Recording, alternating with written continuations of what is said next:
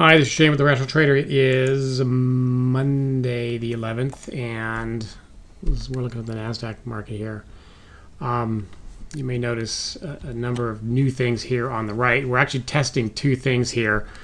One is the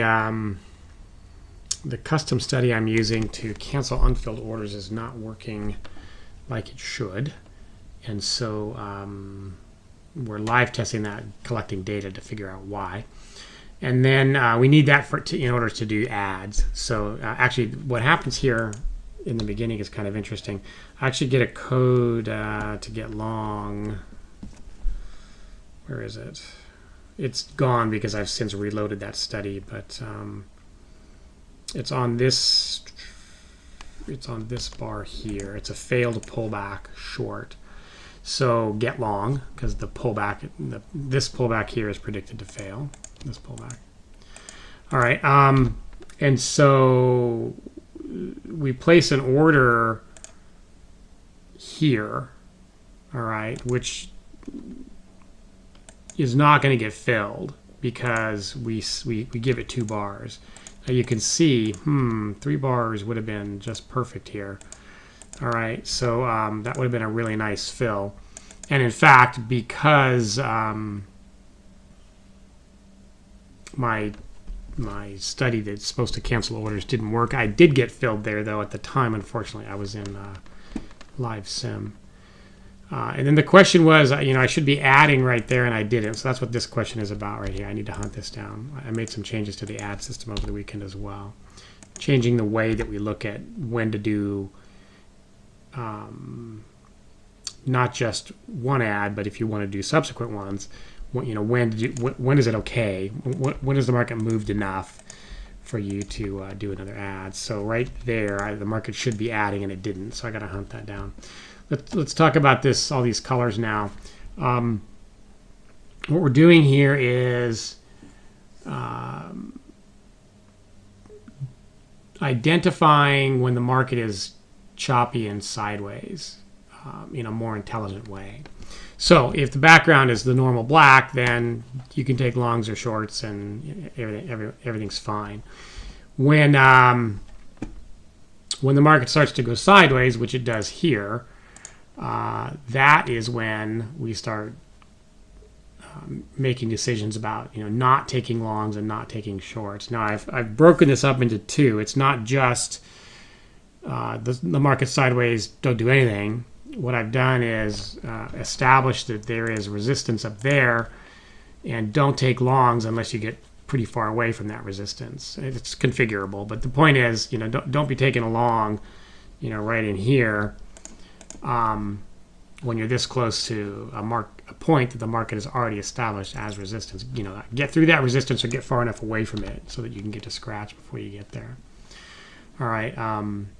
And so that's why this is why it goes blue here, this dark blue background, because on this bar here is when this wave completes, and so now you've got 2 points that are very close to each other in distance, and okay, don't take any longs until that resolves itself one way or the other. All right, the red color, which you can see over here and over here, and actually right in here also, means don't take shorts. Okay, so it's the same thing. Once that point gets set, you now have 2. Don't go short. And so when they overlap, you get this purple color here. Okay, when it's no longs and no shorts is don't do anything, right? Don't take a trade, long or short. And so what happens as this continues off is once you set that point, well, now these are pretty far apart. So the system goes, okay, well, I'm no longer chopping sideways to the long side. I can take a long now, which is why it's only red here, because you still look choppy to the short side. All right. And then let's see. Once that point comes in, now you look that's a new resistance level with 2 points. So now don't take longs. And so this is why we go purple here. in this area. And so the point here is that we're trying to be more intelligent than just, hey, the lagging EMA is now, the slope is flat, so don't do anything. All right. And so I built this over the weekend as a way to be smarter about when to stay out to the long and short side. And now we need to watch it. All right. I ran 5 months of testing on it. But batch testing like that is not as helpful as actually seeing it. So then you've got to do that. Either individually just watch it for a couple of weeks in replay, or do what we're doing here, which is in live trading while I burn it in. And so what do we see here? We're saying don't take longs or shorts, and we're getting failed breaks to get long, and that's kind of the right thing to do. Stay out. Here, that's a 213 short. Okay, that looks good. Actually, it's one of those cases where you don't get filled again. But what's interesting here is that that order would place on this bar, so it would be fine. Though the next bar, though, you'll notice, is when it decides that this point has been set now, and don't go short. So that would have worked out okay. There's a long in here. I actually am curious why it didn't place an order on this bar right there. So when we get the code, it goes, all right, I'm still in choppy to the long side mode. Don't get long, but we look for the next few bars. So I was kind of expecting to place an order here and didn't. So I got to investigate that. Whoops! This says don't get short, and it's because of this here. Do you see? These 2 points right there are looking like support, so you got to get far enough away, and far enough away is defined in the spreadsheet. I have it defined as 40 ticks, which might be too much. We'll have to see. And then let's see, we get a long here in open space, so we get long at 71, 78 and get a few ticks here. Here's a 158 break short, which we could take, but we don't get filled. So we place the order there, and then you don't get filled. And now here is the interesting one, because this is 151 get long, and that's the low. All right, but we don't get to take that trade under the rules because it looks choppy and ugly and sideways. So this is something to think about. All right. That's the low of the day, actually, and the system's finding that low. It would be an ugly trade because it pulls back awfully deep. The market is kind of like this the last few days. So I think in this particular case we'd scratch out. But nonetheless, one of the things we talked about was when you're dealing with ranges, what do you do about the breaks of those ranges? Do you take them, or the predicted failed breaks? Do you take them or not? Currently, we're not doing anything special. If we say no longs, then that means no longs. But that is an argument for, hey, let's do some testing and see if it makes sense to take the failed breaks. So if you're breaking lower, but the prediction is that the break will fail, then you take that trade anyway, even if the market is my anti-chop system is saying don't get long. Something to think about. I'm not ready to do that yet, but it's worth thinking about. We get a short signal here. Even normal conditions, we would not take that because the market just keeps climbing higher. This is breaking higher here, and the prediction is failure. Chop, chop, chop. And here, this is interesting. Just so we understand the logic. We're setting these lows here, which are consistently within just a few ticks of each other. So as soon as that point comes in, which is on that bar, we start going, all right, don't take shorts, and then that just keeps happening. So that's why this is all red.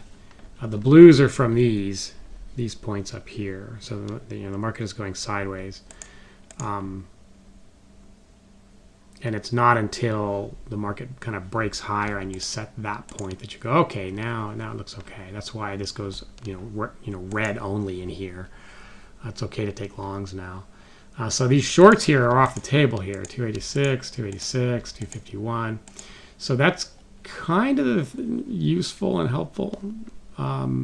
Previously we would just go, the markets are going sideways, don't do anything. Here we're saying, okay, well, if I get longs, I'll take them in this area here. Then we break out, right? And now you can do anything. And in fact, I get a short signal here and take a 10-tick loss, and then that's it for the day. I stop right here. So it's going to be interesting to see how this works out. I'd like to. One of the things to do is, as a human, so this is more to my members than to the general public. Just as you look at the market,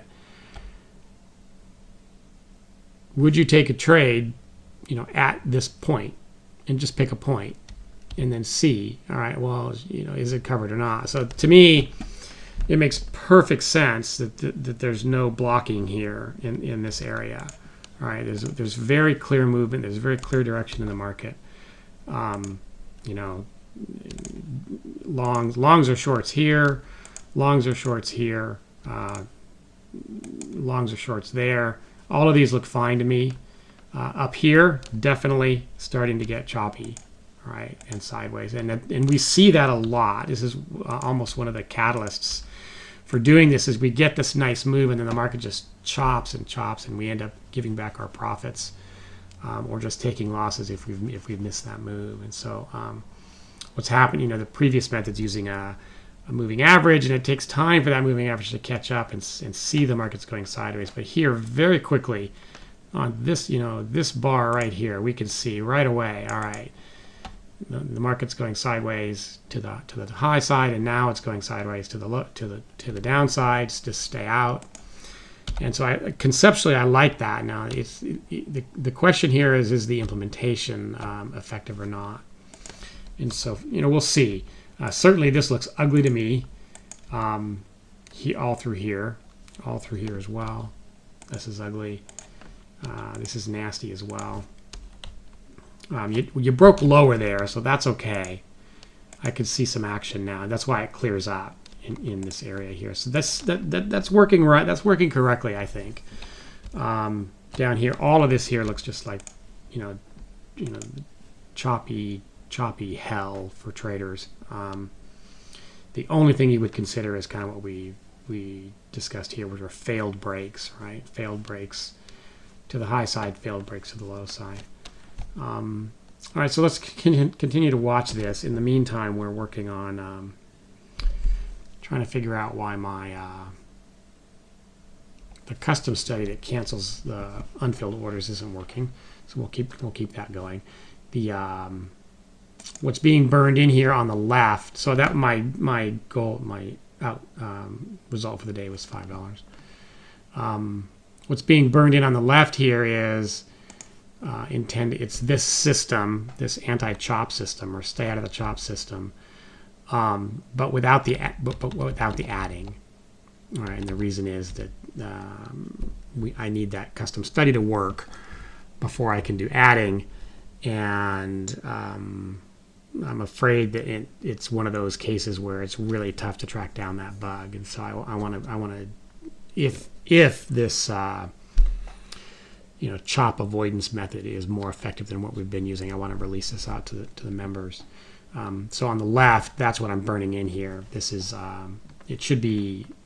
We should have identical results. Should see identical codes and identical choices made, absent any differences because my cancel unfilled orders thing isn't working correctly on the right hand side. Okay, so that's it for today. We'll continue to watch this every day this week, and then we will see. This is kind of choppy, ugly movement, but there's a fair amount of movement. It's June. Normally, June is quiet, so this is good news for us.